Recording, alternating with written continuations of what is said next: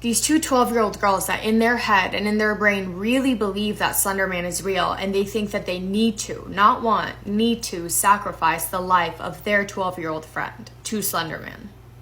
This was in May 31st, 2014 in Wisconsin, and May 31st is my birthday, so this is kind of creeping me out a little. Peyton Leutner was a normal 12-year-old girl. She lived at home with her parents in Wisconsin. She had a normal, happy life. Peyton's friend group consisted of her two best friends, Anissa Wire and Morgan Geyser. Peyton and Morgan were friends first. Anissa later on joined the trio. Morgan Geyser had a troubled childhood. Her father had pretty severe schizophrenia, so that would take up a lot of the mom's attention and time. Because of that, Morgan spent a lot of time on her own, and that meant a lot of time on the internet. She had a pretty big interest in scary stuff. She would research scary stories, supernatural stories, creepy stuff, and then would learn all about these creepy stories, take them to school and tell her friends all about them. And when she would go to school and tell all her 12-year-old friends about them, that would scare them because they're just children. So she ended up losing a lot of her friends. Peyton's character was more, I don't know if innocent is the right word, but she was really sweet, really caring girl. She had actually known Morgan since they were around 5 years old, so they knew of each other. But one day when they were 12 years old, she noticed that Morgan was really lonely at school, so Peyton decided that she was going to put effort into being her friend because she needed a friend, and they ended up getting really close. They quickly became best friends. They would spend a lot of time together. They would have sleepovers, go to the park, do everything together. The dynamic of their friendship, of their duo, was that Morgan was the more outgoing, louder, more daring friend versus Peyton was more the sweet, reserved kind of girl. Throughout their friendship, Morgan kept her interest of these scary stuff and scary stories, and she would tell Peyton about them all the time. Peyton thought it was really, really scary. She was not into it, but besides that, Morgan was her best friend, so she wasn't going to end the friendship just because of that. They had other things in common. Anissa Wire eventually makes their duo a trio, and at first, Peyton and Morgan were closer because they had been friends for longer. Anissa could sense that she was the third wheel a bit, and she would get a little bit jealous because her personality was more like Morgan. She thought that they had more in common. They were both louder, more expressive, more daring than Peyton,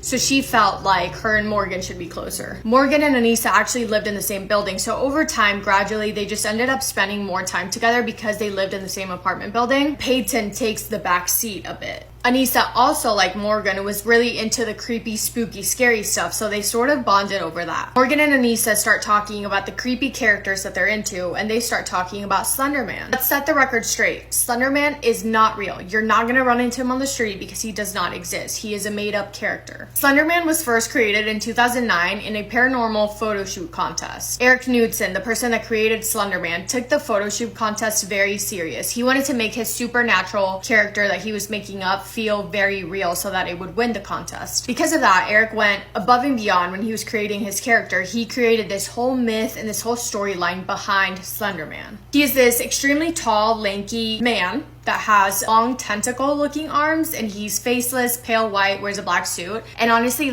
I'm very aware that Slenderman is not for real, but when I was researching him up and looking at like the way Eric was making this man out to be, I was getting scared. I was looking over my shoulder to make sure he was not sitting behind me. He's scary. The thing about him is that he's supposed to be scary. His whole storyline is that he stalks, abducts, kills, and traumatizes children. That is his mission in life. He's often said to be wandering around the woods, around parks, or abandoned locations where he could hunt for children. That's a little bit about Slenderman.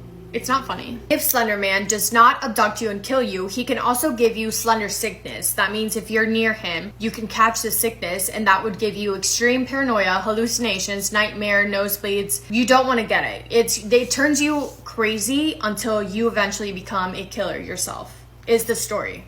Story, by the way, fake. Let's clarify. That is how Slenderman originated, and obviously he quickly spread throughout the internet. He's a well-known guy, okay, this Slenderman, and Morgan and Anissa came across him and started learning all about him. Morgan and Anissa were fascinated by this man, and the next sleepover that all three girls had, Morgan and Anissa are telling Peyton about him and what they learned. Peyton is terrified. She's almost in tears. She's so scared. She goes home and tells her mom all about him. The mom is like, don't worry, he's not real, blah, blah, blah. But the more that Morgan and Anissa would tell Peyton about him, Peyton really was thinking, oh my gosh, like these girls really think that he's real. May 30th, 2014, Morgan's 12th birthday is coming up, and she wants to celebrate it with her best friends. They spend the day together, they go ice skating, they get ice cream, and then they go back to have a sleepover. And they always had the same routine because they've had so many sleepovers. They always went home, watched a movie, stayed up late, and then went to bed. However, this time when they got back home, they didn't watch a movie. Morgan said she wanted to go to sleep right away. No more talking, let's just go to bed. Peyton thought this was weird, but she just thought maybe they're just tired from the day. The next morning, the girls wake up, they have donuts for breakfast. They're talking about what they're gonna do for the day, and Morgan decides she wants to go to the park. Anissa and Peyton are like, cool, awesome. They go to the park, they go into the woods after a little bit, and Morgan says, hey, we should play hide and seek. And the girls are like, yes, this will be fun. So they do.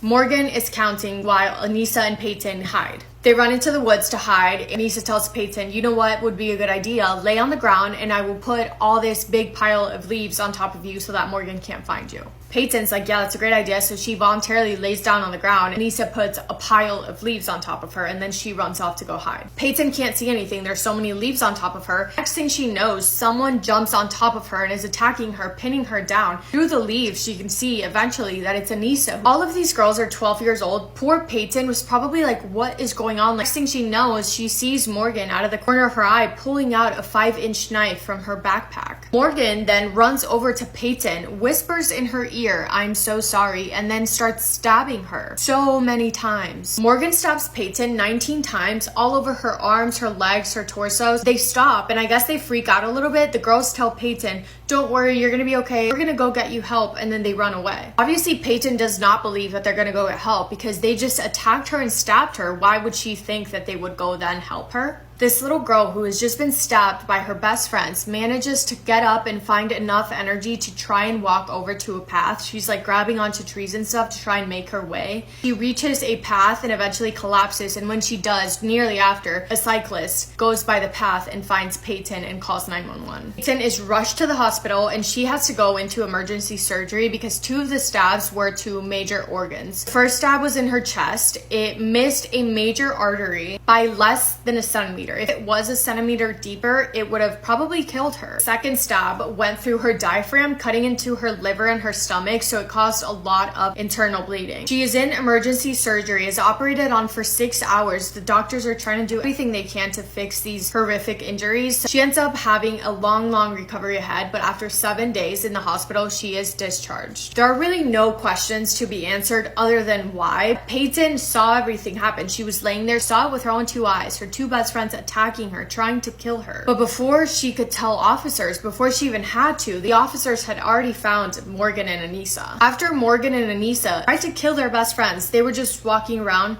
for almost 5 miles with blood all over them. Eventually, they were found by officers near an interstate, and when they looked inside of Morgan's backpack, they found a bloody knife. Taken to the station where they quickly confessed everything. They told the officers everything they did and why they did it. Their reasoning for trying to kill their best friend was for Slenderman. They said they needed to sacrifice their friend to appease Slenderman. Slenderman abducts, stalks, and kills children. I guess the story is, or at least the story that Morgan and Anissa believed, is that if you didn't kill for Slenderman, he would kill you. Slenderman has servants, I don't know what he calls them, that it's like children that kill for him. And Morgan told Anissa that they should be that. So Anissa said, how do we do that? And Morgan said, we have to sacrifice someone. Because once you sacrifice a child for Slenderman, then you get to live with him in his mansion in the woods. Telling the officers this, and they actually tell the officers that they were planning to do this 2 times beforehand. First time is they were going to do it at their sleepover, which is why Morgan just wanted to go to bed straight away. They were going to wait for Peyton to fall asleep and then slash her throat.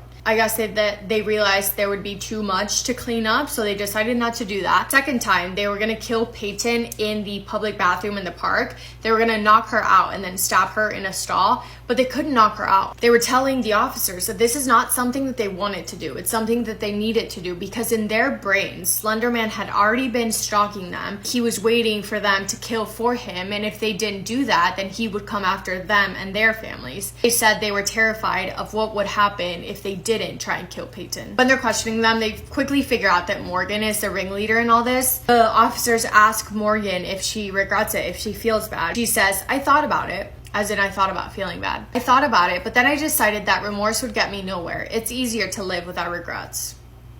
The evidence, which they did need because the girls had confessed, but in the evidence, they looked through both computers, and in Morgan's computer, they found Google searches such as how to get away with murdering someone. Morgan also had a sketchbook full of creepy Slenderman drawings with, the conversation bubbles. They would say things like, I love killing people.